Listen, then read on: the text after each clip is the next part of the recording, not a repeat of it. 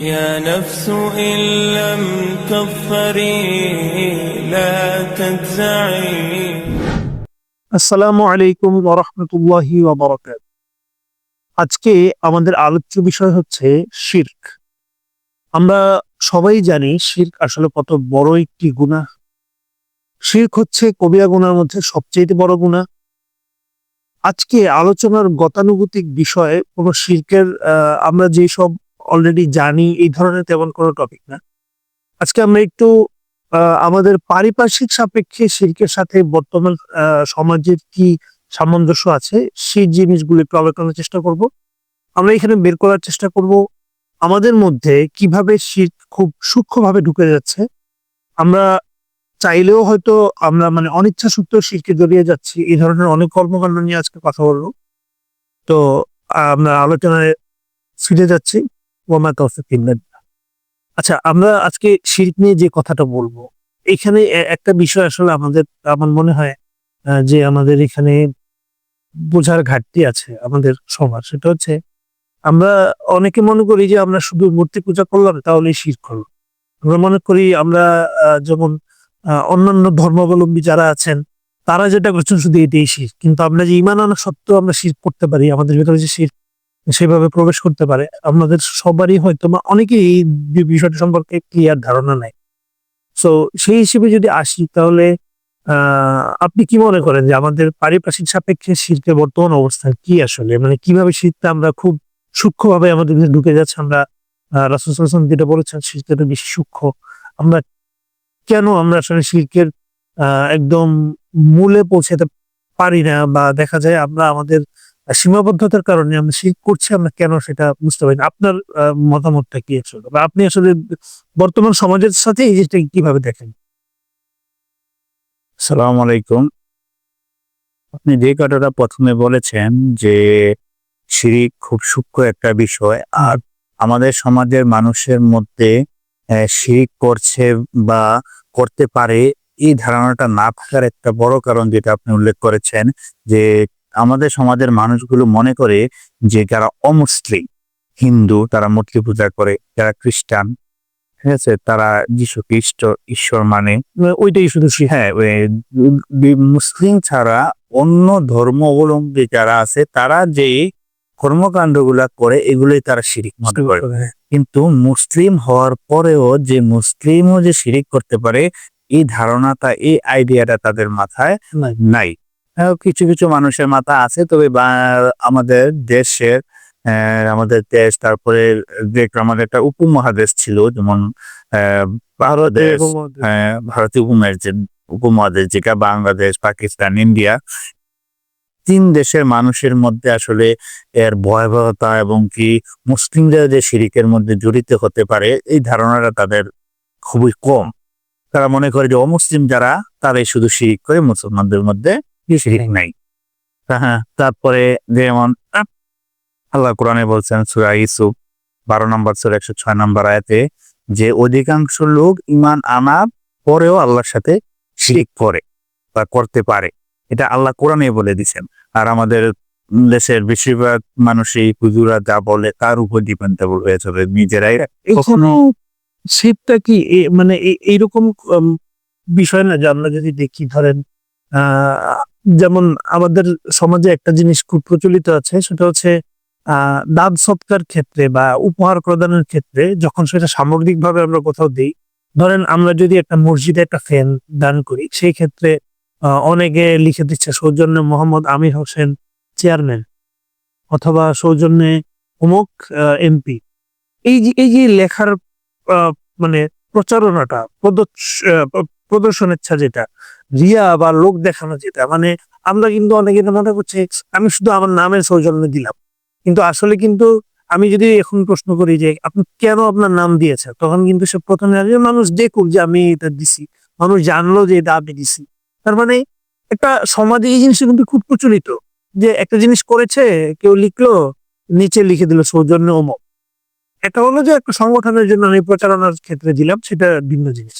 কিন্তু মানুষ ব্যক্তিগত পর্যায়ে যখন এই জিনিসগুলা নিয়ে আসে, হয়তো অনেকে এখন শুনলেও অবাক হবে যে এটা আসলে রিয়া, ছোট শিরক হলেও সেটা শিরকের আওতায় পড়তেছে।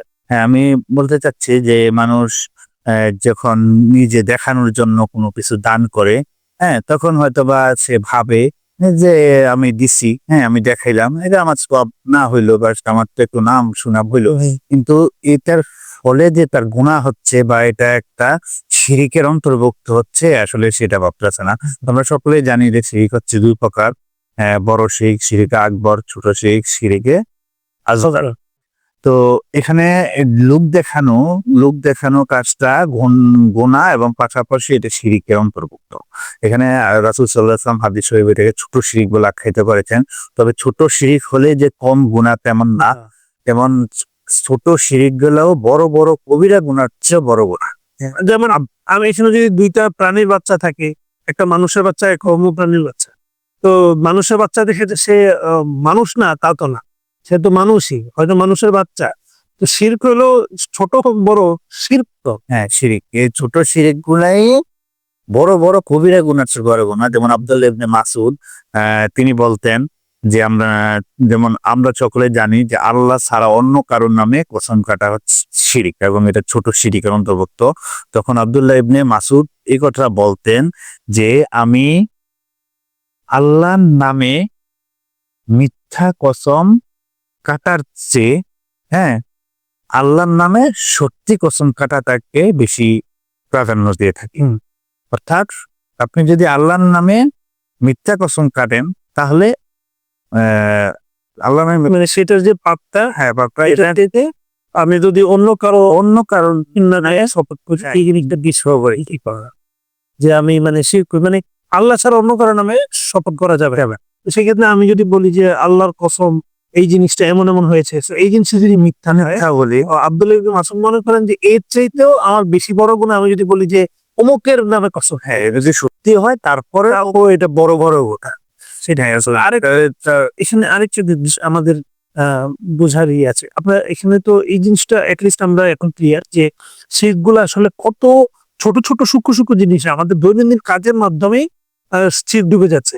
আমি হসপিটালে গেলাম আমার একজন ফ্যামিলি মেম্বার নিয়ে, আমি সেখানে ট্রিটমেন্ট করানোর পর আমি খুব ভালো ফল পেয়েছি। তো আমি ডাক্তারকে বলছি যে ভাগ্যিস আপনি ছিলেন, তো আজকে এবার আক্ষরিক অর্থে কিন্তু কথাটা সত্য যে হ্যাঁ ডাক্তার চিকিৎসা করেছেন, কিন্তু আমি যখন ডাক্তারকে একক কৃতিত্বটা দিচ্ছি যে ভাগ্যিস আপনি ছিলেন, আর শুধু আপনার কারণ আমি যতই ইয়ে করি কথা আসলে ডিরেক্ট ডাক্তারের উপরই বর্তায়।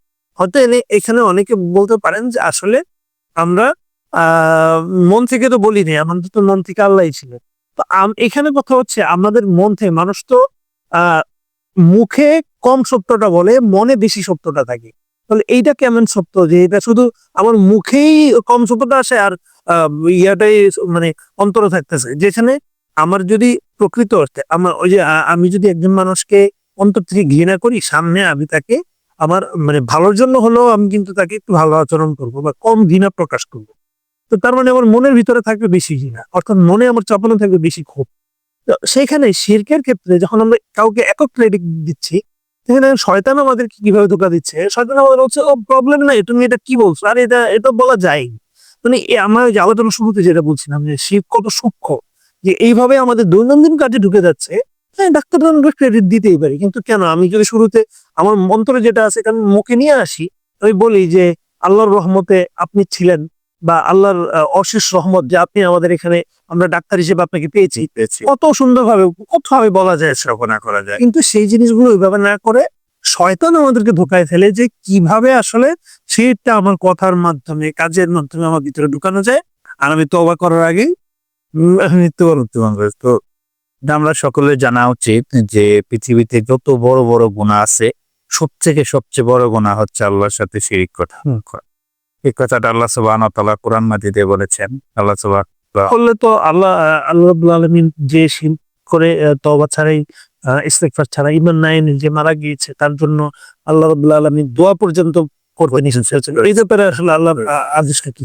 শিরকটা হয়তো মানে এত বড় পাপ যেখানে আল্লাহ সুবহানাহু ওয়া তাআলা সূরা তওবা 9 নম্বর সূরা 84 নম্বর আয়াতে তাদের জানাজার মধ্যে, অর্থাৎ যারা শিরিক করে কুফরি অবস্থায় মারা যায়, ঈমান ছাড়া মারা যায়, আর আমরা সকলে জানি যে শিরিক করলে ইমাম থাকে না। ঠিক আছে, তো তাদের জানাজাতে যাওয়া পর্যন্ত আল্লাহ সুবহানাহু ওয়া তাআলা কোরআনে নিষেধ করেছেন, এবং তাদের জন্য দোয়া করো আল্লাহ সুবহানাহু ওয়া তাআলা নিষেধ করেছেন। একটি আয়াত সূরা তওবা 9 নম্বর সূরা 113 নম্বর আয়াত, যে তোমরা মুশরিকদের জন্য মাগফিরাত কামনা করবে না, হ্যাঁ, যদিও তারা তোমাদের নিকট আত্মীয় হয়।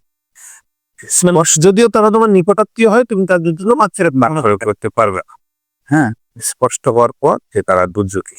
তো এখানে শিরকটা এত বড় গুনাহ যে তাদের জানাজাতে যাওয়া এবং তাদের জন্য মাগফিরাত কামনা করো আল্লাহ সুবহানাহু ওয়া তাআলা নিষেধ করেছেন। আরেকটা হাদিসে আমি এখানে দর্শকদের উদ্দেশ্যে সহ বলবো, দেখেন সেটা আসলে কত বড় গুনাহ। আমরা যদি এখন কিছুক্ষণের জন্য আমরা চিন্তা করি যে আল্লাহর রাসূল এখন দুনিয়াতে আছেন, আমরা আল্লাহ রাসূলের কাছে যাব, আমাদের কোন একটা কথা, কামনা, বাসনা, ইচ্ছা আল্লাহর রাসূলের কাছে পেশ করব, আর আল্লাহ রাসূলকে বলবো যে আল্লাহ রাসূল আপনি আমার জন্য আল্লাহর দরবারে এই জিনিসটা চান, আমার হয়ে দোয়া করেন, আমার জন্য সুপারিশ করেন যেন আমি এই জিনিসটা পাই।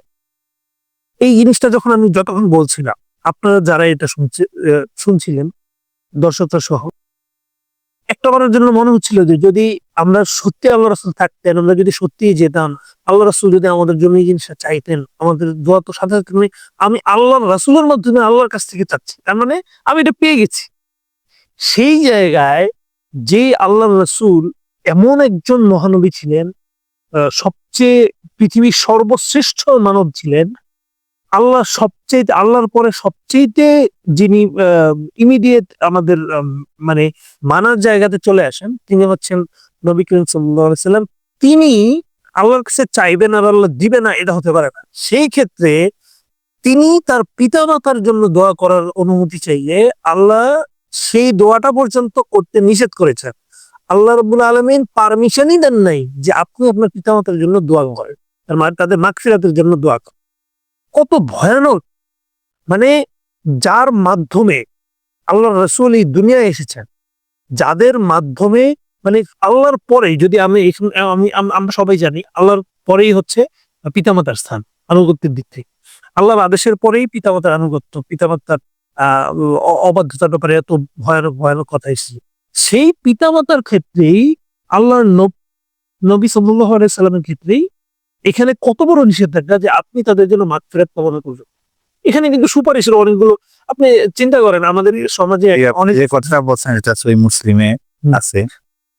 আর আল্লাহ সুবহানাহু ওয়া তাআলা শিরক সম্পর্কে বলেছেন যে আল্লাহ সুবহানাহু ওয়া তাআলা সূরা নিসা 4 নম্বর সূরা 48 নম্বর আয়াত 116 নম্বর আয়াতে যে আল্লাহ ইচ্ছা করলে তার বান্দার সকল গুনাহ ক্ষমা করে দিবেন, কিন্তু শিরক করে যদি কেউ মারা যায় তাহলে আল্লাহ সুবহানাহু ওয়া তাআলা কখনোই ক্ষমা করবেন না। তখন রাসূল সাল্লাল্লাহু আলাইহি ওয়াসাল্লাম দোয়া করলে হ্যাঁ এটা কবুল হয়ে যাওয়ার সম্ভাবনা প্রচুর থাকে। এজন্য দোয়া করার আগে আল্লাহ সুবহানাহু ওয়া তাআলা নিষেধ করে দিয়েছেন, কারণ আমি শিরক করা অবস্থায় যদি কেউ মারা যায় আল্লাহ সুবহানাহু ওয়া তাআলা তাকে ক্ষমা করতে পারবেন না। এই সম্পর্কে আল্লাহ সুবহানাহু ওয়া তাআলা বলেন সূরা মাইদা 5 নম্বর সূরা 72 নম্বর আয়াতে, ইন্নাহু মায়ুশরিক বিল্লাহি, নিশ্চয় আল্লাহর সাথে যারা শিরক করে ফাকাদ হারামাল্লাহু আলাইহিল জান্নাত, আল্লাহ তাদের জন্য জান্নাত থেকে হারাম করে নার এবং জাহান্নাম অবধারিত করে। এইখানে আরেকটা ব্যাপার জিনিস একটু দেখেন, ধরেন আমার খুব নিকটাত্মীয় কেউ, আমরা হয়তো এতক্ষণ রাসূলুল্লাহ সাল্লাল্লাহু আলাইহি ওয়াসাল্লামের কথা বলেছি, আমরা যদি আমাদের কোনো নিকটাত্মীয়ের কথা বলি সেই ক্ষেত্রে ব্যাপারটা আরো ক্লিয়ার হয়। সেটা হচ্ছে, ধরেন আমরা যারা সন্তান আছি তারা তো আমরা আমাদের বাবার কথা মায়ের কথা কতটা গুরুত্ব সহকারে ভাবি যে যদি আমার জীবদ্দশায় তারা দুনিয়াতে না থাকেন তাহলে আল্লাহ আমাকে শিখিয়ে দিয়েছেন রব্বি রহমহুমা কামা রাব্বায়ানি সগীরা, আমি যেন তাদের জন্য দোয়া করি, আল্লাহর শেখানো দোয়া দিয়ে আমি দোয়া করি। তো আমি যদি দোয়া করি তাহলে আল্লাহ অবশ্যই কবুল করবেন, ভাবতে একটু অন্যরকম একটা ফিল হয়। সেইখানে চিন্তা করেন তো, যদি আমরা আরেকটু অ্যাডভান্স ভাবি যে হাসরের পর আমরা জান্নাতে আমাদের পিতামাতার সাথে মিলিত হব, সেই মিলনটা কতটা মাধুর্যপূর্ণ, কতটা সুন্দর, কতটা অপেক্ষার, মানে কতটা বছর অপেক্ষার পর আমরা আমাদের পিতামাতাকে চিরজীবনের জন্য পাবো। মানে আমাদের আর সেই জীবন শেষ হবে না, আমরা সেইখান থেকে আর মৃত্যুবরণ করব না, আমি আমার পিতামাতা একসাথে থাকবো। এই জিনিসটাতে একমাত্র বাধা হতে পারে শিরক। তাও আপনি ওই যে এতক্ষণ একটু যদি ফ্ল্যাশব্যাকে যাই যে আমি বলছিলাম যে আল্লাহ বলছেন শিখানো দোয়া দিয়ে দোয়া করার কথা, সেই দোয়াটা পর্যন্ত আপনি করার জন্য পারমিসিবল না। রিজন একটাই, সেটা হচ্ছে শিরক। তারা আদার্স অনেক গুনাহ হয়তো করেছেন, আপনাকে নিষেধ করা হয়নি, শুধুমাত্র আপনি জানেন যে আপনার পিতা জীবদ্দশায় শিরকের সাথে লিপ্ত ছিল, আপনি তার জন্য দোয়া করবেন না। এটাই একজন মুমিন হিসেবে আল্লাহর পক্ষ থেকে আপনার উপর আর আদেশ। দোয়া করলো আল্লাহ সুবহানাহু কবুল করবেন। তারপরে আমরা আমার মনে হয় আমরা যে অন্য কবরবাসীর জন্য দোয়া করি বা একজন জানাজায় গেলাম, আমি তাকে ভালোভাবে চিনি না, কিন্তু আশেপাশে আসে আমাদের পাশের গ্রাম বা একটু দূর সম্পর্কের আত্মীয় হয়, ঠিক আছে। আর ধরতে গেলে আমাদের মানে আমাদের ঘরের মানুষকে আমরা কর্মব্যস্ততার কারণে ভালোভাবে চিনতে পারি না। তো আমরা যদি কোনো কবরের পাশে দিয়ে যাই বা আমাদের কোনো একটু দূরে আত্মীয় মারা যায় বা আশেপাশের প্রতিবেশী মারা যায়, তো আমরা যদি তাদের জন্য দোয়া করি, আমার মনে হয় দোয়াটা এইভাবে করলে ভালো হয় যে আল্লাহ তাকে ক্ষমা করে দাও। আমরা সচরাচর এরকম বলি যে এখন যে আল্লাহ সুবহানাহু ওয়া তাআলা ক্ষমা করবেন, সে যে ঈমান নিয়ে মারা গেছে, শিরকের উপরে মারা যায় না, সেটা আমরা জানি না। তো আমার মনে হয় দোয়াটা সবাই এইভাবে করলে ভালো হয় যে হে আল্লাহ, তোমার এই বান্দা বা তোমার এই বান্দিবা, হ্যাঁ, এই লোকটা অমুক, সে যদি যারা পরিমাণ ঈমান নিয়ে মারা গিয়ে থাকে তাহলে তাকে ক্ষমা করে দাও। তাহলে যেহেতু আমরা জানি না যে সে ঈমান নিয়ে মারা গেছে কিনা, আর এটা চোখের দেখাও আমি কোনো সময় দেখি নাই, তো এই জন্য সেই ঈমান নিয়ে যদি মারা না যায়, তাহলে তো কোরআনের আয়াত অনুযায়ী আমার দোয়া করাটা উচিত হবে না। তো আরেকটা বিষয় হচ্ছে, এইভাবে বললে ভালো। হ্যাঁ, আরেকটা বিষয় হচ্ছে, যেমন আরেকটা জিনিস দেখেন, আমাদের উচিত আসলে, আমরা অনেকেই অনেক বিষয় থেকে কাউকে বাধা প্রদান করা থেকে বিরত থাকি। কেন যে সেই করছে তার জবাব সেই দিয়ে আল্লাহর কাছে। ঠিক আছে, এটা আপনি হয়তো আপনার জায়গা থেকে করেন, কিন্তু আমাদের কিন্তু উচিত আসলে, যারা অন্য যে কোনো পাপের ক্ষেত্রে হয়তো বা আপনি কনসিডারেশনে যেতে পারেন যে আমি তার সাথে ঝগড়ায় লিপ্ত হতে চাই না, আমি তার সাথে কোনো ঝগড়ায় যেতে চাই না, সো আমি এই জায়গাটা বিরত থাকলাম। আমি জানি, হ্যাঁ, যদি আপনি জানেন যে তাকে বললে সেখানে প্রবলেম হবে, তাহলে আপনি বিরত থাকে আপনার জন্য শ্রেয়। এটাও হাদিসের মাধ্যমে প্রমাণিত। কিন্তু আপনাকে তর্ক থেকে বিরত থাকতে বলা হয়েছে। কিন্তু আমার মতে শিরকের ব্যাপারে আমাদের এখানে ছাড় দেওয়া উচিত। মানে একজন, কারণ আল্লাহ তো হতে পারে তিনি আদার্স যে গুণাগুলো করেছেন আল্লাহ তা ক্ষমা করে দিতে পারেন, কোনো কারণ ছাড়াই আল্লাহ ক্ষমা করে কি করে দিতে পারে, কিন্তু শিরকেরটা করবেন না। তাহলে আমি যদি জানি আমার কোনো ভাই, আমার কোনো আত্মীয় স্বজন, আমার কোনো কাছের নিকটাত্মীয় যে কেউ শিরকে লিপ্ত আছেন, আমাদের সবার উচিত হবে নিজের যতটা জ্ঞান আছে, যতটা বুদ্ধি আল্লাহ দিয়েছেন, যতটা কথা বলার ক্ষমতা আল্লাহ যতটুকু সামর্থ্য দিয়েছেন, এই সামর্থ্য দিয়ে তাকে সেখান থেকে বাধা প্রদান করা, যে তিনি যেন শিরক থেকে বিরত থাকেন, তাকে এটা বুঝানো যে এটা হচ্ছে শিরক। যদি আমরা অনেকেই দেখেন নবী সাল্লাল্লাহু আলাইহি সাল্লামের ব্যাপারে কথা বলতে গিয়ে এখানে কিন্তু অনেকে এই জিনিসটা ভাবেন না, যে রাসূল সাল্লাল্লাহু আলাইহি সাল্লামের ব্যাপারে হয়তো দরুদ পড়ছেন আপনি, দরুদের পর রাসূল সাল্লাল্লাহু আলাইহি সাল্লামের ব্যাপারে রাসূল সাল্লাল্লাহু আলাইহি সাল্লামের শানে কিছু কথা বলছেন, সেখানে কথা আপনি এত পরিমাণ হয়তো বলে ফেলছেন, যেটা আপনি আল্লাহ সমপরিমাণ পর্যায়ে, আল্লাহ সমপরিমাণ মর্যাদার পর্যায়ে রাসূল সাল্লাল্লাহু আলাইহি সাল্লাম নিয়ে যাচ্ছেন। অনেকে মাগফিরাত, আমি এই জিনিসটা শুনেছি অনেক জায়গায়, যে মাগফিরাত কামনার ক্ষেত্রে রাসূল সাল্লাল্লাহু আলাইহি সাল্লামকে টেনে আনছেন, যে হে আল্লাহর রাসূল, আপনি যদি আমাদেরকে করুণা না করেন, আপনি যদি আমাদেরকে মাগফিরাত না দেন, তাহলে তো আমরা হাসরে পার পাবো না। মানে কত বড় একটা ভয়ঙ্কর কথা, অথচ এটা কিন্তু মানে একটা মজলিসের মধ্যে আলোচনা হচ্ছে। কেউ এখানে যদি কাউকে প্রশ্ন করার প্রয়োজন নেই, তারাই আমার সঙ্গে আমাদের বলেন যে এখানে ফেরেশতারা রহমত বর্ষণ করছেন, কারণ আমরা ইসলামের কথা বলছি। অথচ এইখানেই আমি শিরকের মতো গুনাহ করছি, আমরা সেটা বুঝতেও পারছি না। এমনকি সেখান থেকে আমরা উঠে যাচ্ছি কোনো ইস্তেগফার ছাড়া। আলোচনা শেষ হলো, সবাই করবেন, ভালো থাকবেন, এটা সেটা শেষ। কিন্তু আমাদের উচিত প্রত্যেকটা মজলিসে, প্রত্যেকটা আলোচনার পর, প্রত্যেকটা ছোট একটা বৈঠকের পরেও আমাদের ইস্তেগফার করা, যে আমরা রাসূল সাল্লাল্লাহু আলাইহি ওয়াসাল্লামের শানে যতগুলো কথা বলেছি, আমরা আল্লাহ রাব্বুল আলামিনের শানে যতগুলো কথা বলেছি, কোথাও যেন আমাদের শিরক প্রবেশ না করে, যেহেতু শিরকটা সূক্ষ্ম। রাসূল সাল্লাল্লাহু আলাইহি ওয়াসাল্লাম তারপর রাসূল সাল্লাল্লাহু আলাইহি ওয়াসাল্লাম বৈঠক শেষের একটা দোয়া আমাদের শিখিয়েছেন, এই দোয়াটা করাই সবচেয়ে বেস্ট। সুবহানাকাল্লাহুম্মা ওয়া বিহামদিকা আশহাদু আল্লা ইলাহা ইল্লা আনতা আস্তাগফিরুকা। ঠিক আছে, এটা হচ্ছে বৈঠক শেষের দোয়া। তো হাদিসের মধ্যে আসছে যে বৈঠক শেষে যদি কেউ এই দোয়াটা পাঠ করে, তাহলে এই বৈঠকের মধ্যে যত কথাবার্তা ভুল ত্রুটি হয়েছে আল্লাহ সুবহানাহু ওয়া তাআলা সেগুলো ক্ষমা করে দেন। ঠিক আছে। আর আরেকটা কথা হচ্ছে, এটা সকলের জানা উচিত, সবই গুরুত্বপূর্ণ একটা কথা, সেটা হচ্ছে শিরিক হচ্ছে এমন একটা গুনাহ সেটা না জানি না করলেও পাপী। কারণ আল্লাহ আমাদেরকে বিবেক দিয়েছেন, শিরকের ক্ষেত্রে একমাত্র বিবেকই যথেষ্ট। হ্যাঁ। যে কোনো যেমন ধরেন যারা আপনি এরকম অনেক আমরা যারা ইসলামের ইতিহাস সম্পর্কে জানেন, ছোটখাটো বিষয়ে জানলে এই জিনিসটা জানবেন। সেটা হচ্ছে যেমন আমরা ইব্রাহিম আলাইহিস সালাম কি দিস, ইব্রাহিম আলাইহিস সালামের কাছে কিন্তু কেউ এসে ইসলামের দাওয়াত দেন নাই। তিনি তার বিবেকের মাধ্যমে প্রথমে প্রশ্ন করতে পেরেছেন, আমি কাকে মানে কে আমার জন্য পূজনীয়, আমি কাকে পূজা করছি, আমি কাকে পূজা করবো, কাকে পূজা করা উচিত। এই জিনিসগুলো কিন্তু তার মনের প্রশ্ন। এখানে কেউ এসে দাওয়াত পৌঁছে দেওয়ার প্রয়োজন হয়নি। এমনকি আপনি দেখেন যারা অন্য ধর্মাবলম্বী আছেন তাদের কাছে যদি আপনি কোনো প্রশ্ন নিয়ে যান, আপনি যদি তাদেরকে প্রশ্ন করেন যে আপনি এই মূর্তি পূজা করছেন বা অন্য কোনো পূজার সাথে আপনি জড়িত আছেন, সেই ক্ষেত্রে কিন্তু একটা জিনিস দেখবেন, তার প্রশ্নের অ্যান্সার গুলোই এরকম থাকে যে সে যদি এই অ্যান্সার গুলো না দিয়ে জাস্ট 2টা মিনিট ভাবতো, হয়তোবা সে নিজেই তার অ্যান্সার গুলো নিয়ে মানে কোশ্চেনের সম্মুখীন হয়ে যেত যে আসলে আমি যখন অ্যান্সারটা করবো এই অ্যান্সারটাকে আমার আসলে হয়তো করা উচিত না, আমি 2টা মিনিট ভেবে তারপরে কোশ্চেন অ্যান্সারটা করি। মানে শিরকটা আসলে এমন একটা গুনাহ যে আমরা চাইলে শুধু আমাদের মানে কারণ এই বিবেক বুদ্ধি আল্লাহ আমাদেরকে দিয়েছে, যেটা ফেরেশতাদেরকে কোনো প্রাণীকুলকে দেন নাই, জিন আর মানব জাতি ছাড়া। তো আমাদেরকে চিন্তার খোরাক দিয়েছেন। আপনি দেখেন আল্লাহ যদি চাইতেন যে আমরা কোশ্চেন না করি, আমরা আল্লাহ যা দিয়েছেন, মানে হতে পারতো না এটা যে আমি তোমাদেরকে কোরআন দিয়েছি তোমরা না, অথচ আল্লাহ অফার করছে যে আমি এই কোরআনকে সহজ করেছি, কে আছো এটা নিয়ে চিন্তা করবে, গবেষণা করবে। ওয়েলকাম করছেন তাদেরকে, আল্লাহরও অফার করছেন তোমরা ভাবো, তোমরা গবেষণা করো, আমি কোরআনকে সহজ করেছি। তার মানে আমার জিনিসকে তোমরা আমাকে কোশ্চেন করো, আমাকে কোশ্চেনাইজ করে সেখান থেকে অ্যান্সার বের করে দেন সেই অনুযায়ী আমল করো। তো কতটা সহজ আমাদেরকে ইসলাম করে দিয়েছে, কিন্তু আমরা আসলে না আমরা এগুলো বুঝি না, জানতে চাই। তো যেটাই হোক, এখন আমাদের আসলে জীবনের মেইন মিশন একটাই থাকা উচিত, সেটা হচ্ছে আমরা যত পাপ করেছি তার জন্য তো আমরা তওবা করবই, কিন্তু প্রতিনিয়ত আমরা শিরক থেকে বাঁচার জন্য দোয়া করব আল্লাহর কাছে।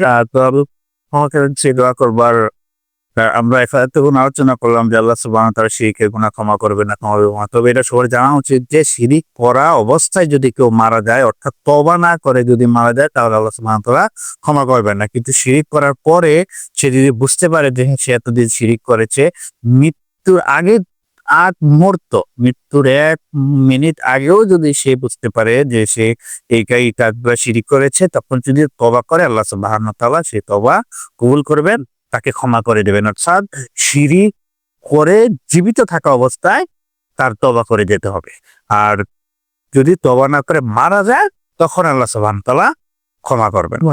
এই জিনিসটা মাথায় রাখতে হবে যে আমি যতই বড় গুনাহ করি, শিরিক করি বা অন্য যে কোনো গুনাহ করি, সেগুলো আমাকে কি করতে হবে, মারা যাওয়ার আগেই তওবা করে মারা যেতে হবে। কারণ শিরিক ছাড়া অন্য যে গুনাহগুলো আছে এগুলা মারা যাওয়ার পরেও ক্ষমা হওয়ার সুযোগ আছে, আল্লাহ তো চাইলে ক্ষমা করে দিতে পারে।